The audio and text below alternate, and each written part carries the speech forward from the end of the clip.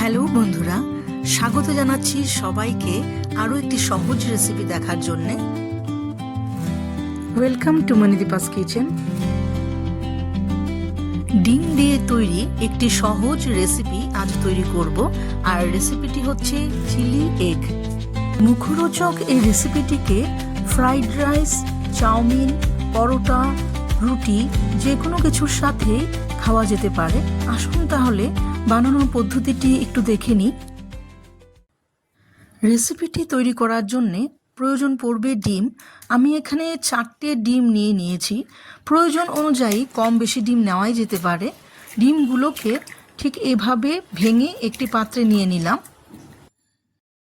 ছোট চামচের অর্ধেক চামচ পরিমাণ নুন আর গোলমরিচের গুঁড়ো দিয়ে ডিমগুলোকে ভালো করে ফেটিয়ে নেব। ডিমগুলো ভালোভাবে ফেটানো হয়ে গেলে একটি প্যান গরম করে নেব। তাতে 2 টেবিল স্পুন পরিমাণ বড় চামচের 2 চামচ রিফাইন তেল গরম করে নিলাম। এবার ফেটিয়ে রাখা ডিমের গোলাটা সবটাই প্যানে ঢেলে দেব। আলতোভাবে নাড়িয়ে নাড়িয়ে ডিমটাকে একটু বড় বড় টুকরো করে কেটে নেব।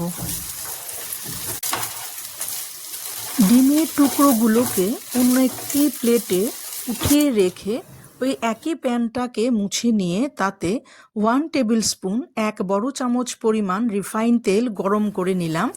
তাতে এবার ঢেলে দেব কুচিয়ে রাখা রসুন আর আদা। তার সাথে অ্যাড করে দিচ্ছি ছোট ছোট টুকরো করে কেটে রাখা 4টে কাঁচা লঙ্কা। কেউ ঝাল বেশি খেলে লঙ্কার পরিমাণ বেশি দিলেও কোনো ক্ষতি নেই।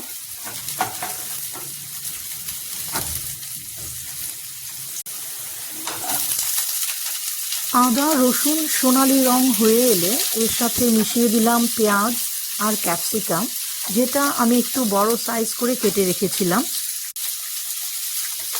এর সাথে দিয়ে দিলাম একটি টমেটো।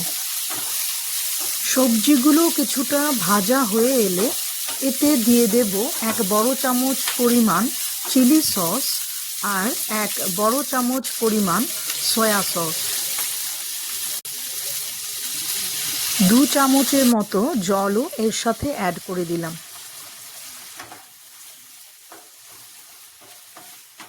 মিডিয়াম ফ্লেমে কিছুটা ভাজা করে নিয়ে এর সাথে মিশিয়ে দিলাম 4 বড় চামচ পরিমাণ টমেটো সস।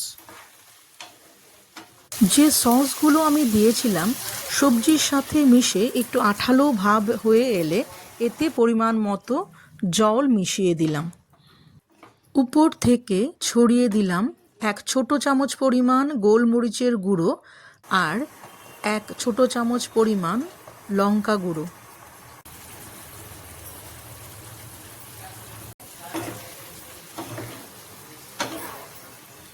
এবার দিয়ে দেব স্বাদ অনুযায়ী কিছুটা নুন। চাইলে এখানে খানিকটা নুনের সাথে চিনিও ব্যবহার করা যেতে পারে। আর দিয়ে দিলাম কর্নফ্লাওয়ার 1 বড় চামচ পরিমাণ আমি আগেই জলে গুলে রেখেছিলাম, সেটিকে মিশিয়ে দিলাম যাতে কিছুটা ঘন ঘন হয়ে যায় গ্রেভিটা। গ্রেভিটা ঘন হয়ে এসছে।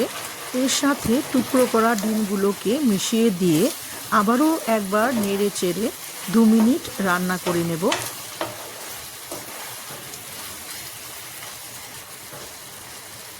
বন্ধুরা, তৈরি হয়ে গেল আমাদের আজকের রেসিপি চিলি এগ। যারা ডিম খেতে ভালোবাসেন, আশা রাখি এই রেসিপিটি তাদের বেশ ভালো লাগবে। লাঞ্চ বক্সে রুটি পরোটার সাথে অথবা চাউমিন ফ্রাইড রাইসের সাথে এটি খুব জমিয়ে খাওয়া যেতে পারে। রেসিপিটি ভালো লেগে থাকলে লাইক করুন, শেয়ার করুন। আবারও ফিরবো এমনই কিছু সহজ রেসিপি নিয়ে। আজ তাহলে এটুকুই।